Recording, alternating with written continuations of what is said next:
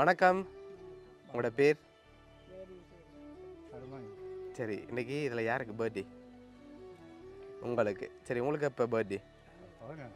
Okay, 2 பேருண்ட பர்த்டேக்காகவும் உங்களுக்காக பரிசு வந்திருக்கு. சரியா? உங்களுக்காக பர்த்டேக்கு யார் அனுப்பியிருப்பாங்க? ஓகே, எங்கே இருக்காங்க அவங்க? சுவிஸில் இருக்காங்க. வேறு யார் அனுப்புவாங்க? பேரப்பிள்ளையோட பேர்?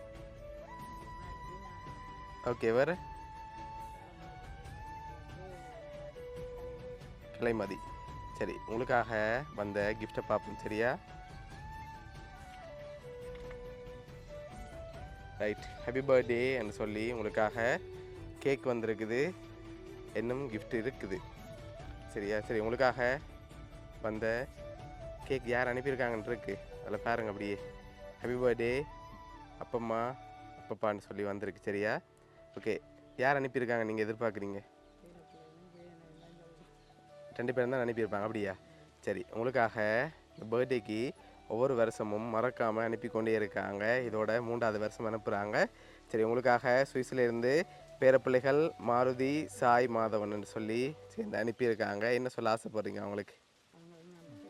சரி, ஒவ்வொரு வருஷமும் மறக்காமல் அவங்களோட ஆசைக்கு உங்களுக்காக அனுப்பி கொண்டிருக்காங்க. சரியா?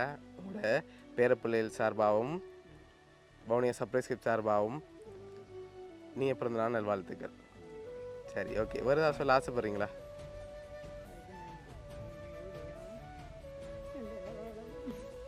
சரி, உங்களை ஹாப்பியாக பார்க்கணும். அவங்க தூரத்தில் இருந்தாலும் ஒவ்வொரு வருஷமும் அவங்க உங்களுக்கு அனுப்புகிறதா அனுப்பி கொண்டிருக்காங்க. அவங்க வெராட்டியும் அவங்க சார்பாக கிஃப்ட்டுகள் வந்து கொண்டு தான் இருக்குது. சரி, நீங்களும் ஹாப்பியாக இருக்கணும்னு சொல்லி நாங்களும் ஆசைப்படுறோம். ஓகே, எல்லோரும் பிடிச்சிருக்கு தானே?